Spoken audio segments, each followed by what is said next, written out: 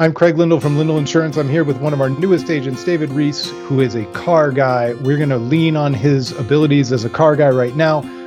Fact or myth? Is it best to buy a brand new car from a dealership at the end of the month? 99% of the time, yes. It is true. And the reason being is a dealership is just like any other business. If anybody's been in sales, you know that you get judged on, they get judged on their monthly numbers. So a lot of the times they're trying to get to a monthly number of, let's say they want to sell 100 new Nissan Pathfinders, just for an example.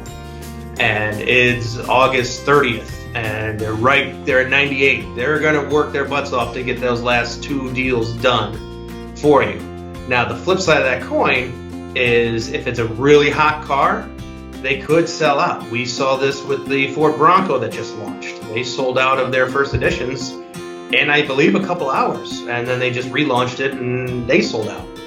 So if you were looking to save the most amount of money and that's your biggest concern about it, I would always wait to the end of the month, as long as you have time.